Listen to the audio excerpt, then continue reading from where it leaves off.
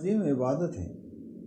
مسند احمد کی روایت ہے، حضور پاک صلی اللہ علیہ وسلم نے ارشاد فرمایا، الدعاء هو العبادہ، ثم قرأ وقال ربكم ادعوني استجب لكم ان الذين يستكبرون عن عبادتي سيدخلون جہنم داخرین۔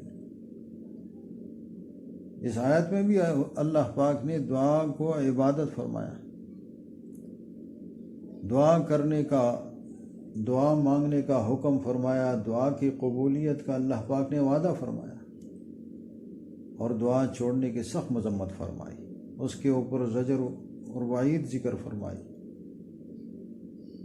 اسی وجہ سے ترمذی کی روایت ہے، اور امام بخاری رحمۃ اللہ علیہ نے الادب المفرد میں بھی ذکر کیے، من لم یسأل اللہ یغضب علیہ، جو اللہ تبارک و تعالیٰ سے نہ مانگے اللہ تبارک و تعالیٰ ناراض ہوتے ہیں۔ شاعر کہتا ہے، لا تسألن بنی آدم حاجتا وسل الذی ابوابہ لا تحجب، اللہ یغضب ان ترکت سؤالہ وبنی آدم حین یسأل یغضب۔ انسان سے کبھی نہ مانگنا، انسان سے مانگنا وہ تو ذلت ہے۔ انسان کے پاس، انسان عاجز ہے اور کمزور ہے، اس کے پاس کچھ بھی نہیں ہے۔ ایک آدمی آیا حضور پاک صلی اللہ علیہ وسلم سے، پوچھا، یا رسول اللہ ایک ایسا عمل بتا دے کہ اللہ پاک بھی مجھ سے محبت کرے اور لوگ بھی محبت کرے۔ حضور نے فرمایا، ازہد فی الدنیا یحبک اللہ وازہد فی ما عند الناس یحبک الناس۔ لوگوں کے پاس جو کچھ ہے اس سے بالکل امید ختم کر دو، بے رغبتی اختیار کر دو۔ بلکہ حاکم و بیہقی کی روایت میں ہے، علیک بالیاس مما فی ایدی الناس، لوگوں کے ہاتھ میں جو کچھ ہے اس سے نا امید ہو جاؤ، اس سے امید قطع کر لو۔ تو فرمایا کہ اس ذات سے مانگو، وسل الذی ابوابہ لا تحجب، جس کے دروازے کبھی بند نہیں ہوتے ہیں، اس کے خزانے بہت زیادہ ہیں۔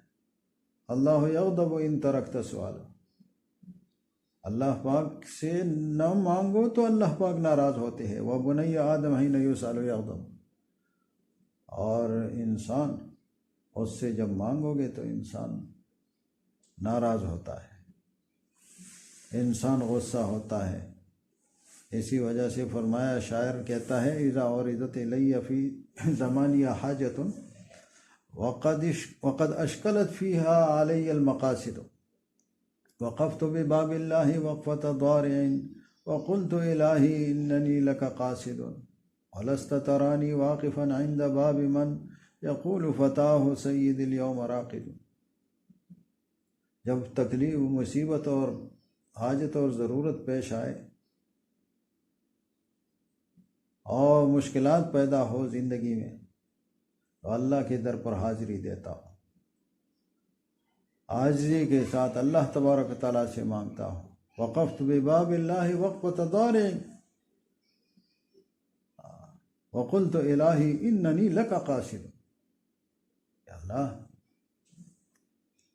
تیرے در پہ حاضر ہوا ہوں، تیرے دروازے کو کڑکاتا ہوں، مخلوق کے دروازے کو نہیں کڑکاتا ہوں، مخلوق کے پاس نہیں جاتا ہوں۔ وَلَسْتَ تَرَانِي وَاقِفًا عِنْدَ بَابِ مَنْ يَقُولُ فَتَاهُ سَيِّدِ الْيَوْمَ رَاقِدٌ، کسی کے مخلوق کے دروازے پر حاضر، اس کے دروازے کو حاضری نہیں دیتا ہوں کہ خادم باہر نکلے اور کہے کہ صاحب تو آج سویا ہوا ہے، صاحب موجود نہیں ہے۔ اللہ تبارک تعالیٰ جو حی قیوم ہے، اور اللہ تبارک تعالیٰ اس کے قبضے قدرت میں سب کچھ ہے، اسی سے مانگتا ہوں۔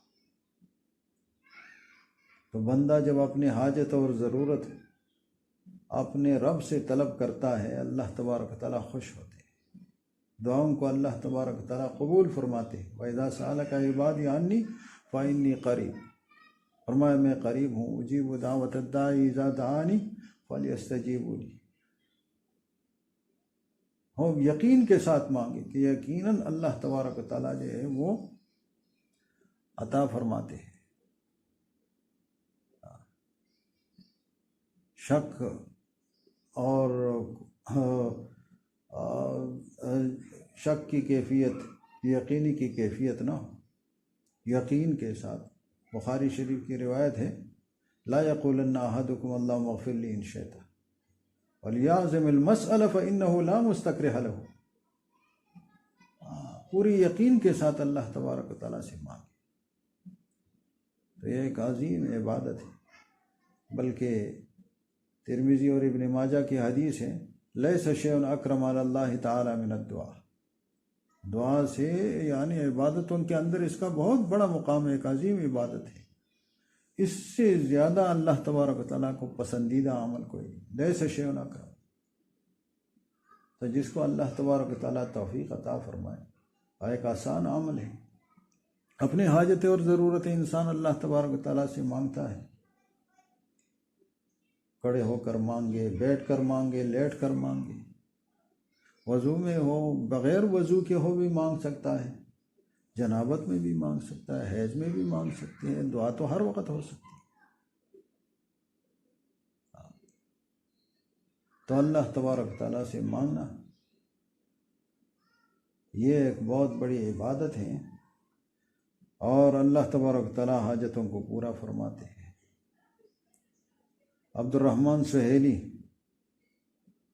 رحمہ اللہ وہ فرماتے ہیں یا من یرا ما فی الضمیر ویسمع انت المعد لکل ما یتوقع یا من یرجى للشدائد كلها یا من الیہ المشتکى والمفزع یا من خزائن رزقه فی قول کن امن فإن الخیر عندك اجمع ما لی سوا فقری الیک وسیلۃ فبالافتقار الیک فقری ادفع ما لی سوا قرعی لبابک حیلۃ فلئن طردت فأی باب اقرع. اللہ اگر تیرے دروازے کے علاوہ تو میرا کوئی وسیلہ، کوئی اور در ہے نہیں. اگر تو اپنے در سے جو ہے مجھے روک دے، مجھے واپس کر دے، تو پھر کس دروازے کو پڑھتا ہوں؟